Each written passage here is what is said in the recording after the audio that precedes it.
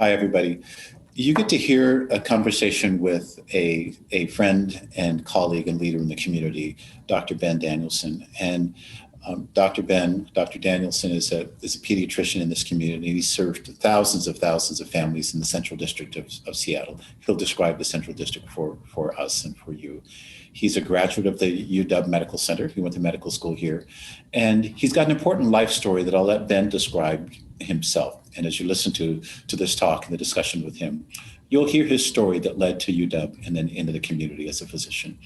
My question for you is, throughout this discussion, Ben talks about the coexistence of joy and pain in his life and joy and pain in his work.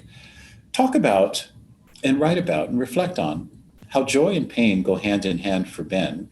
Or the other question is, how does joy and pain go hand in hand for you as you reflect on 2020? So the role of joy and pain for Ben, how's it reflected in his discussion? Or the role of joy and pain coexisting for you during this moment in time for you during 2020. So thank you for listening, and keep well and keep safe, and enjoy the conversation with Ben Danielson. Hi, everybody. It's my pleasure to invite and introduce and have a conversation with a friend and colleague, Ben Danielson. Ben, thank you for finding the time, because I know you're busy, and especially I know this year you've been awfully busy caring for patients, caring for kids, and caring for families. So thanks for making the time to talk to this class on 2020. Oh, it's an honor to be here. You're a longtime friend, and I've admired the way you've approached teaching and just the way you walk through the world. So anytime I have a chance to spend some time with you, it makes me a better person. On many occasions, we've had a chance to walk in the world and do a range of things. And so let's talk a bit about some of the things that you've done. But most importantly, Ben, I want to ask you about how you got to where you are now. You're a pediatrician in this community. You've been a longstanding pediatrician here. Your journey to this place, because we have students that are aspiring physicians, aspiring public servants, and people who want to do public good. And so your journey here is actually really important and really powerful. So let me start with a question that I've heard you answer before. You were born in Boston, and as you described, you're placed in your words, rescued from foster care by your single mother in Washington, D.C., and then made your way in high school to rural Montana.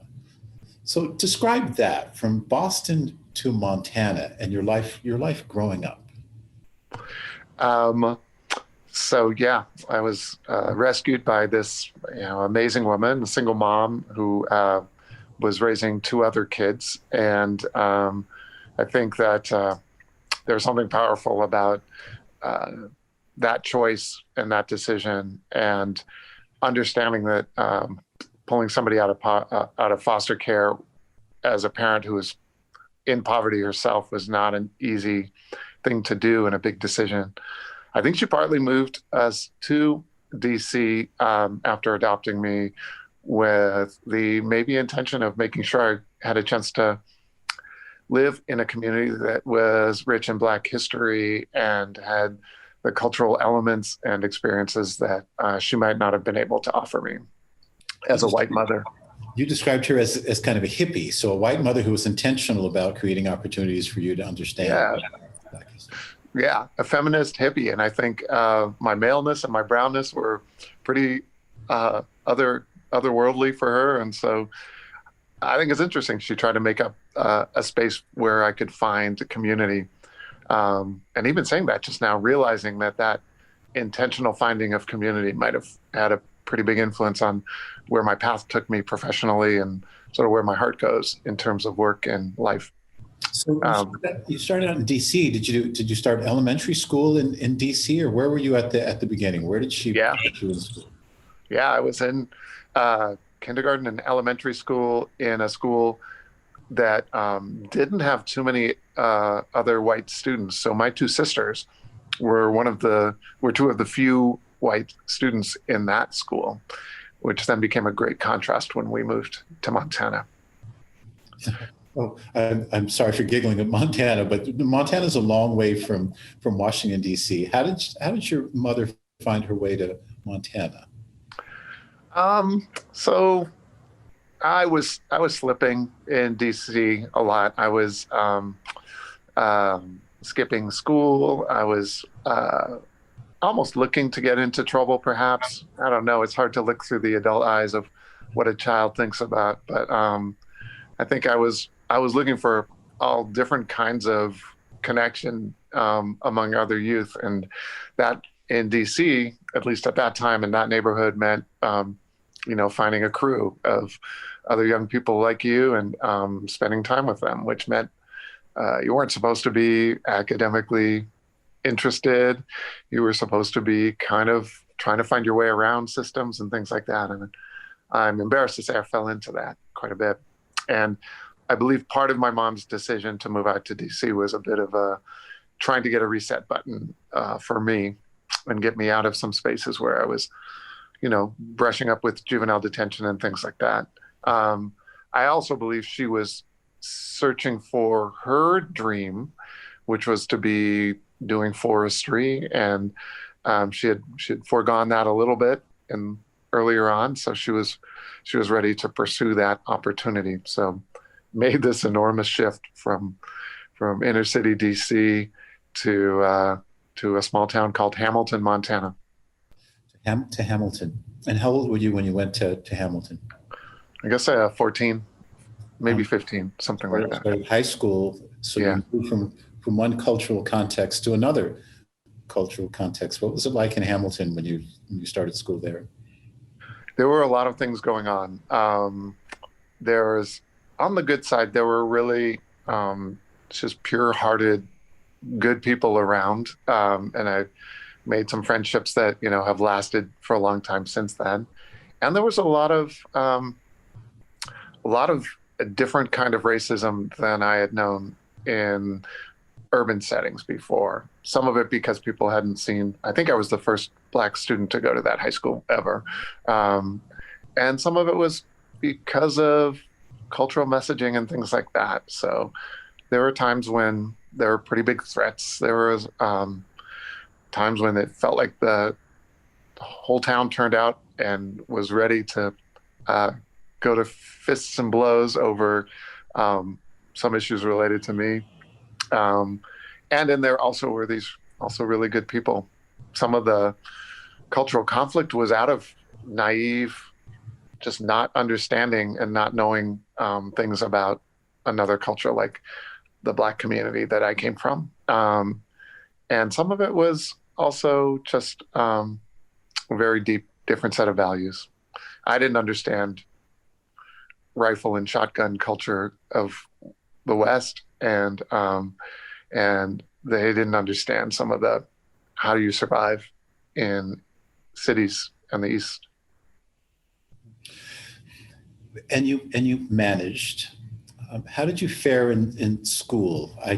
I know that you eventually fared well, but how did you fare when you were there? So you're a high school student. You're a young African American man in Hamilton, Montana. How did that school experience go for you? Well, stepping back a half step, I was when I knew we were about to move out of DC.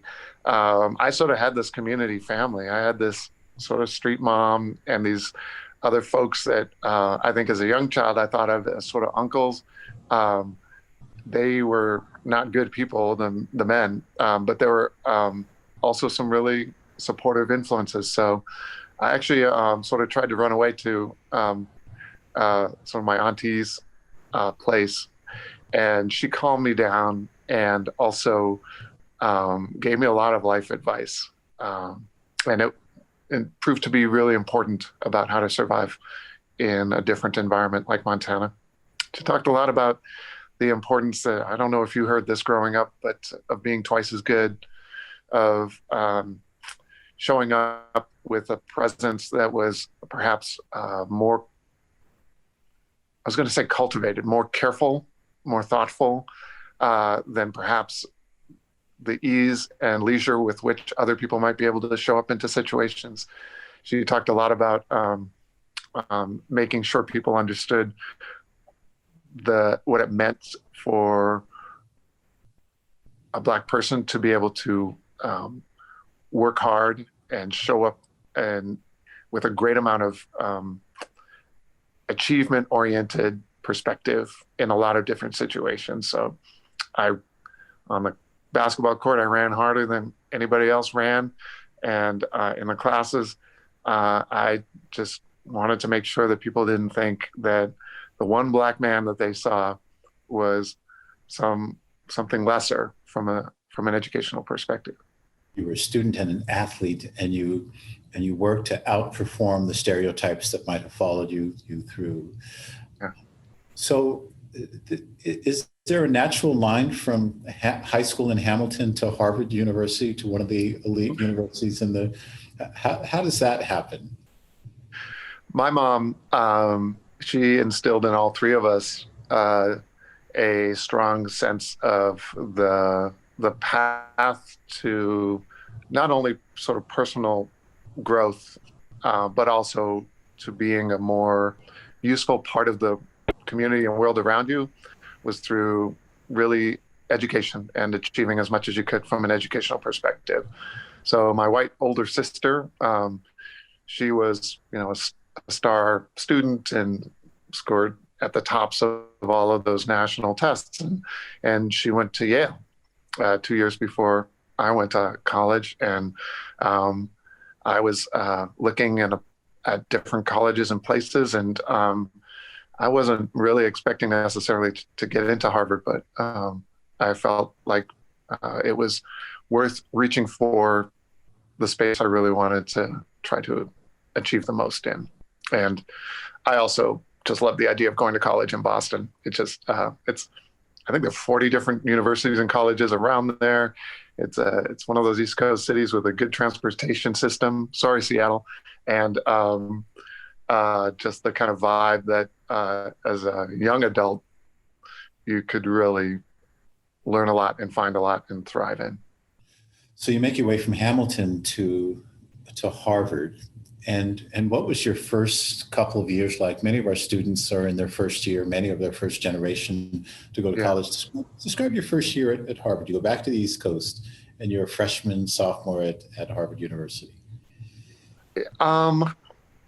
Again, the sort of, I think a lot these days during these COVID times about joy and suffering, about happiness and hardship, and how those show up pretty simultaneously in our lives.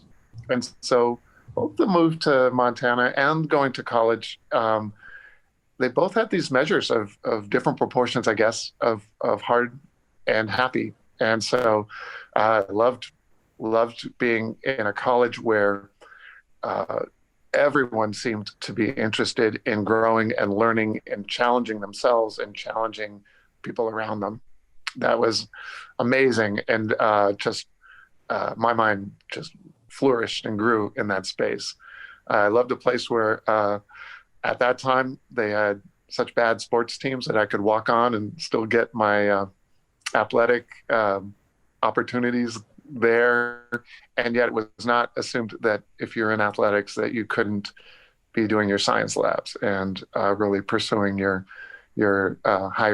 further higher education goals. I also was really unused to the depths of privilege that also showed up at Harvard, and that I still don't fully understand all of that space. I'm still processing some of that. It was, you could be from another country and come to this country, or you could be from this country and come to this country and find spaces that are so foreign, so hard to interpret and understand. I found myself sometimes denigrated or belittled a little bit or teased, or just found it hard to navigate certain parts of the social circles of some parts of Harvard. Fortunately, I think there are a few other people like that who didn't come from that string or strain. And so you found your group of supportive people. And as long as you keep your mind open to realizing that you are not the only one usually feeling however you're feeling, I find you can navigate most spaces okay. you walked onto the basketball team at Harvard, and you were teammates with Arnie Duncan, who Yes.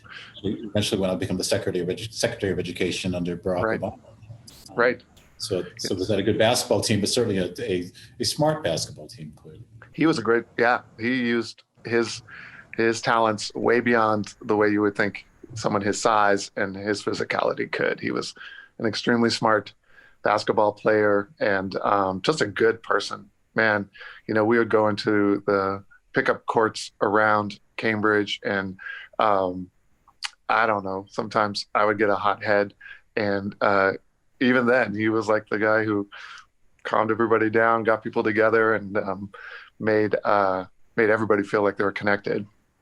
I will just say, though, just for the record, my college career on the basketball court was mostly on the sidelines, on the bench, next to the Gatorade. And I think of my college stats as binary code because they were mostly ones and zeros.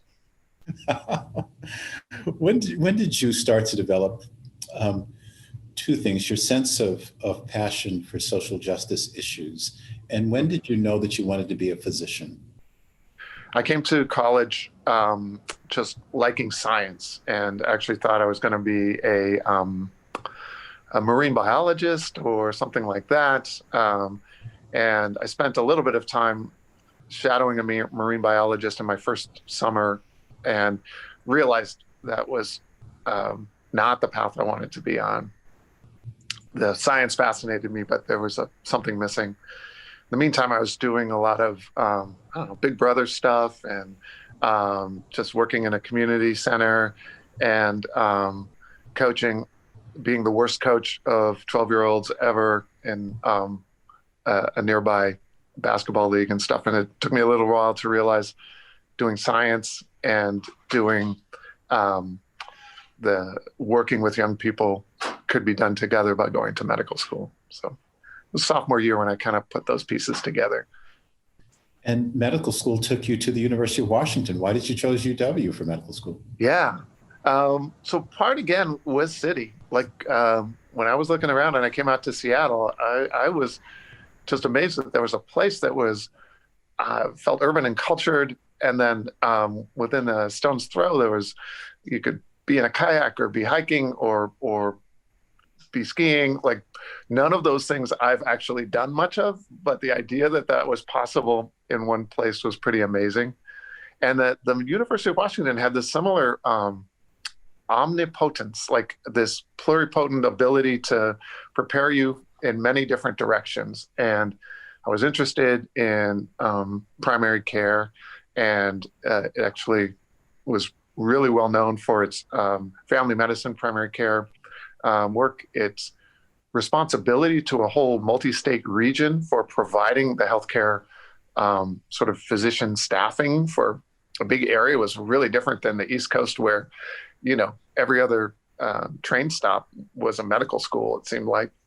There was also the combination of being at the top of NIH funding and a really strong research place, plus the place that was preparing people to work around the globe. The international studies pieces, both in the medical school and other parts, were extremely strong. And then on top of that were the other aspects, especially of primary care. And I figured this is going to be a place that I will come out of there stumbling into goodness by dint of the environment of learning that I had the opportunity to be in. I also met professors and people who talked to me like a person, and it's not a terrible thing, but the East Coast hierarchy of healthcare is pretty rigid, and I enjoyed finding a space where professors had first names and were approachable and were like you, just brought their humanity into their professional space. Did you know you wanted to be a pediatrician while you were in med school here? Because at some point you did your residency and internship. Yeah, and I kept circling around back to the idea of pediatrics. And I think it's so important as you're training and growing to be open to lots of different possibilities. You sort of learn who you are as you learn about the opportunities that come before you. But it was significant that the pediatric piece kept coming back and rising to the top of interest for me. again, medical school and residency in this place allow you to explore many different possibilities, geographic possibilities, specialty possibilities, and just settings that are so different. And as part of that, preparing you to be part of a region of care that's really important to the school. As a human being, for me, that was just incredible. He really understood what rural medicine was like, what it was like to be in a farm working community, what it's like to be in the north part of the state where there's a very different sense of what it means to be a Washingtonian than it does perhaps in the I-5 corridor, that kind of thing. Really powerful. You made your way eventually to the Odessa Brown Clinic. And was that an aspiration for you to work in the Central District of Seattle? And for those that aren't from Seattle and not from the state of Washington, describe the Central District in your experience and how you think, because I've seen you in the community, Ben, and I've seen you sitting at tables with people from South Seattle. So you know the community quite well. Describe South Seattle to people that aren't from here. If you're not from here, the stories still might be familiar. The central area, at least, was a place where the Black community sort of had to live for a long time. And then out of that grew a community that's so rich in talent and spirit and energy and style and everything. And then over time, it was dispersed a bit. And things like gentrification pushed a lot of families out of the central part of the Central District and into South Seattle and South King County. In that evolution, there's the intersection and spreading and combining of many, many different cultures. I know that the clinic that I worked for, the Odessa Brown Clinic, in its first iteration, it was in a building that used to be a Jewish school. And then the Black cultural arts and dance and theatrical program down the street from us used to be a synagogue. So you see these overlapping cultures over time, sharing space, revealing space, and enabling other subsequent cultures to kind of thrive and grow. The gentrification has been a big hit to the traditional Black community, and it is painful and powerful because there is so much history there. There is so much powerful experience and culture to know. The Mount Zion Church, that was the second largest Baptist church on the West Coast, and the clinic right next to, in the same building as the Odessa Brown Clinic, is the Carolyn Downs Family Medicine Clinic. That is the last remaining clinic started by Black Panthers in the United States. There is the power of a lot of different history and culture, music and arts, and those kinds of things are still informing the way people feel about themselves when they talk about being from the Central District, having a grandmother in the Central District, or living in South Seattle and South King County. Mix that now with emerging cultures from recent immigration from maybe the Horn of Africa to other cultures that have been part of South Seattle and South King County for a long time, from so many different parts of what we so quickly call Asia or Southeast Asia, that it's just not even fair to name one large group of people with such an easy term, because it is so dynamic and so multicultural. The language is spoken. There are schools in South Seattle and South King County where 140 different languages show up in those spaces every day. There are times when the opportunities for young people to actually know of another culture in a real way, in a lived way, is just so powerful. And that's also how I think of the Odessa Brown Children's Clinic, because 40% of the families who come through the door are African-American. And then there's this broad mix across the realm of socioeconomics and culture that then add to that. And our waiting room is very much like what I imagine a mini United Nations would be, with different family structures, different people who know themselves as parents, different ways in which kids express themselves, different clothing, different languages. It's a beautiful space. And I think that the opportunity to know that not only are you getting healthcare in a space like that, but you're also interacting with people that you might not have crossed paths with otherwise is a very powerful thing. How new is this concept and how unique has this concept been? Because I've walked through Odessa Brown with you, and I'm going to describe a couple of things. One is walking through with you, there's kind of a wraparound service that is a model that you helped to create. There's primary care for adults, there's pediatric care for children, there are dental chairs there for kids, and kids walk out with a book. Yeah. And there's something to be said about the kind of learning. That wraparound approach, how novel is that? And how much of that has to do with your philosophy of care? Any philosophy I have of care is more what I absorbed from being part of the history of that clinic. And so new is often an echo of the past.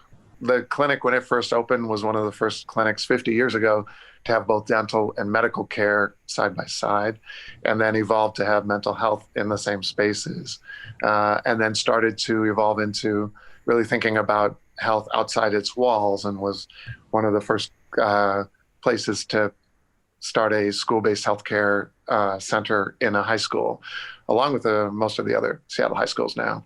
It's been a space, I think, of continually redefining what it means to provide whole care, to think about wellness beyond the realm of the details that I learned in medical school and residency, to think outside the walls and to think about what are the true determinants of well-being. And it doesn't take very much imagination at all to realize that you got to be thinking way beyond the stretch of your stethoscope if you're really thinking about those kinds of factors when it comes to health.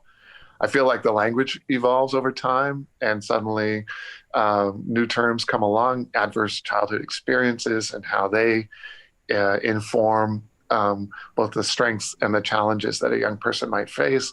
You talk about social determinants of health, which when I first worked in the clinic, I think grandmas just told me about what their grandkids went through. And what they meant were all of the things that we've codified now into more medical and scientific terms. So these are evolving ideas that came way before me and will last way after someone like me isn't there anymore, and which I hope really understand that culture and family and community, in addition to knowledge and experiences and the resources that clinics can bring, are all part of what make communities strong and are part of what prepare young people to be thriving, contributing parts of their communities wherever they end up.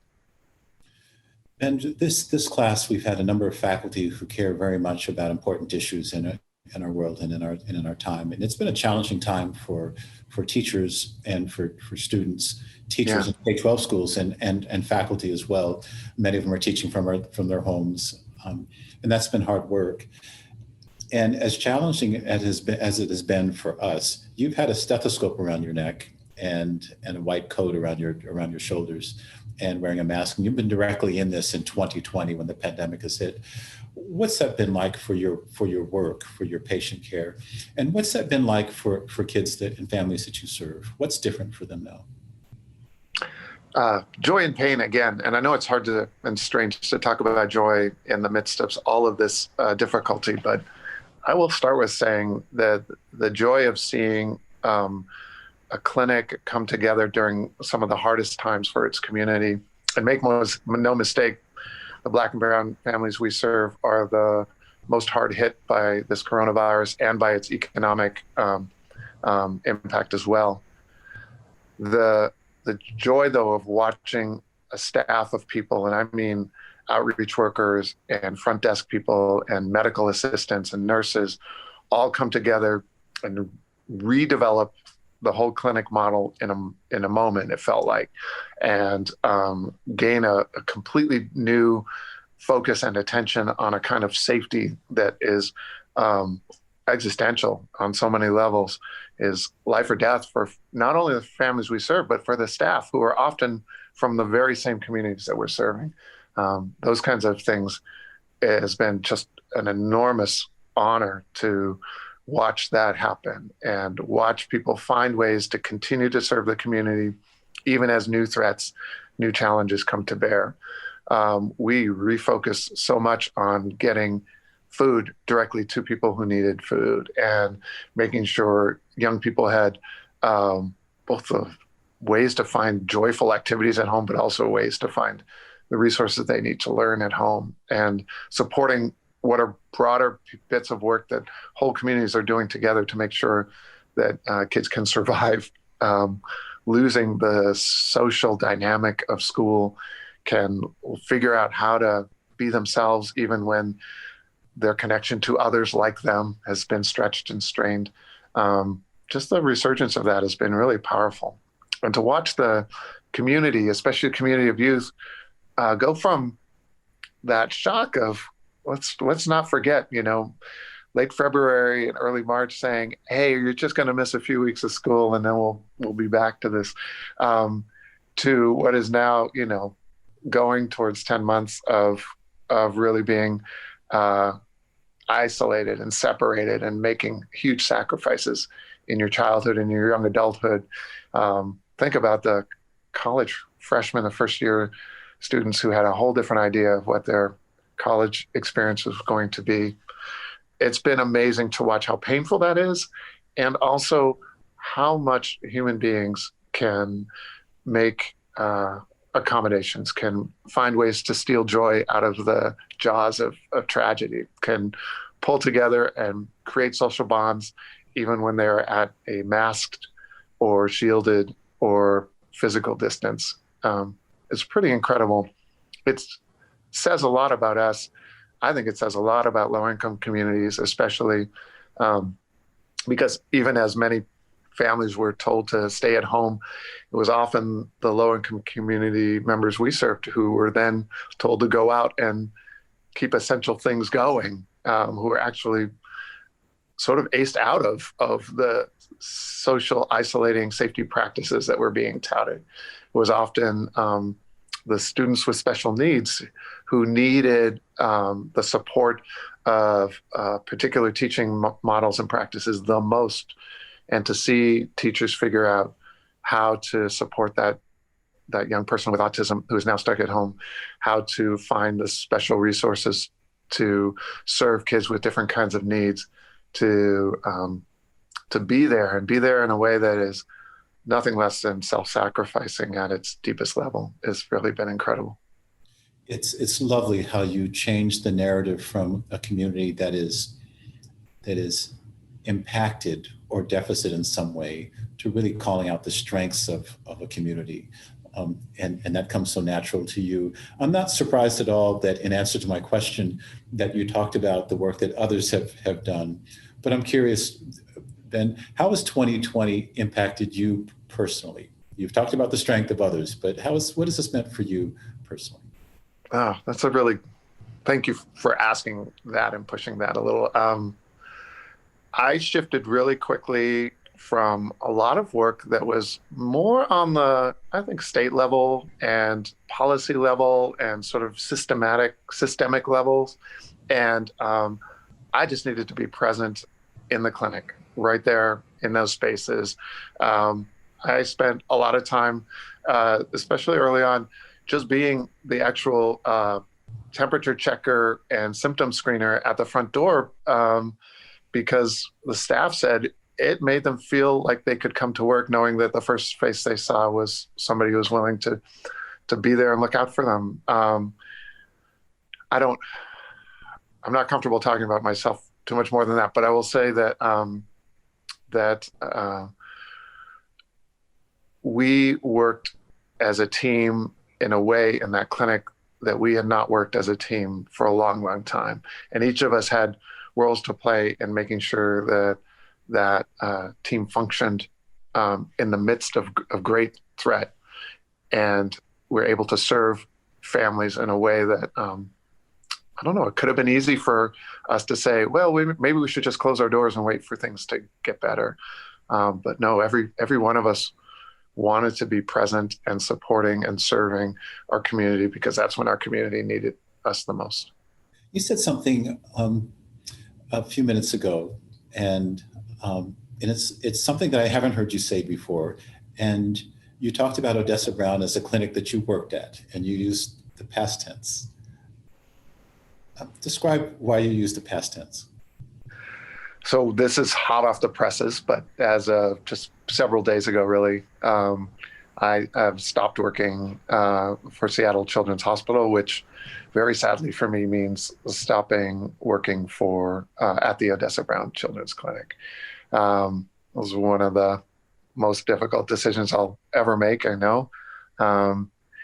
And what I can say about it right now is that there's been a pandemic, and there's also been a rising moment of reckoning around racism and oppression, and the many forms in which for hundreds of years we have sown oppressive practices into this nation's culture, into its systems, into its institutions. And we all need to do our own reckoning, to do our own searching for where we need to step more strongly into our values, and where maybe in times other than these, we've allowed for things to happen in order to hope for some other greater good to occur. And maybe in this time of reckoning, you look at your life and you see that everything is exactly the way it should be. Or maybe you see that this is a time where you've been struggling for a long time against things like racism, but you also looked for the incremental changes and counted those as successes. I can't be that person in this moment in time. The change that we need is enormous, is the kind of change that would break my heart for what I have to give up in order to work for that. So I've broken my own heart, I guess. It's a powerful and courageous answer, Ben. I have a question that is, if that question didn't make you uncomfortable, this one is, because I know how uncomfortable you are talking about yourself. I've made observation about this before, but some years ago, it might have been 15 years or so ago, I believe it was at a town hall in Seattle, you and I were sitting on a panel, perhaps it was at public libraries. We were there with there were three people on a panel. There was a woman, Native American, who was talking about indigenous issues. And you were on my left, and then I was there. And when you were introduced on the panel, when she was introduced, there was a roaring applause. When you were introduced, everybody in the room stood up and applauded. And then when I was introduced, there were a handful of people that did applaud. So my question to you is— That is not my memory. That is my memory. Why did those people why were they standing? And then I saw you again in a room of maybe 700 people at an event for Rainer Scholars, young aspiring kids in Southeast Seattle that are aspiring to go on to college in a program that serves them. And you spoke in the room, and the entire room stood up. So my question to you is, why do people stand up at the end of a short talk of yours? What inspires them to get on their feet? Definitely, you would have to ask, I guess, those folks. If I think I stumbled through a lot of words that are very heartfelt and very genuine. And I'll step back and say, when I started at the Odessa Brown Children's Clinic as a medical director 21 years ago, I quickly realized that part of being there had to be representing something, being a voice sometimes for things. And I am still, but even then I was even more scared to death of speaking publicly, of being out there and speaking up and speaking out in that way. And that street mom of mine back in D.C., her words were ringing in my ears about taking on those things that you fear and doing what you need to thrive in those spaces of discomfort. And so, yeah, speaking was a space of discomfort for me. It still is. The best I can do is just speak from my beliefs and from my heart. And I think maybe out of pity and some version of understanding that at least I'm being genuine, maybe there's appreciation in the audience for that. I was going to ask you a question about your philosophy of leadership then, but I believe I believe you just answered that question, that you journey in this world and do so with passion and compassion. You speak from the heart. You do so with courage. You find both in moments like a global pandemic, find joy and suffering and hold them up together and move through, and always in life make principled decisions. And it seems to me that there's a powerful definition of leadership there. Oh. I just want to thank you for saying yes to this conversation in 2020 for our students.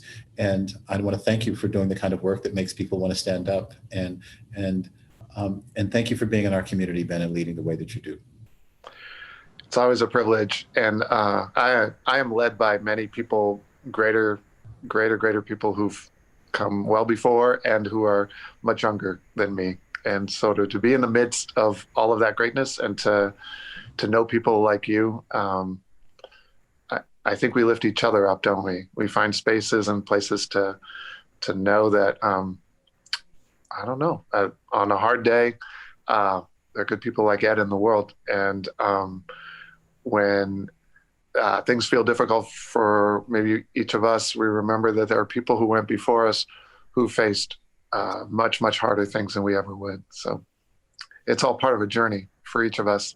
And we're all part of a bigger river that keeps flowing, right? Very well said. Let's float together, Ben. Thank you so much. All right. Well, thanks for the time.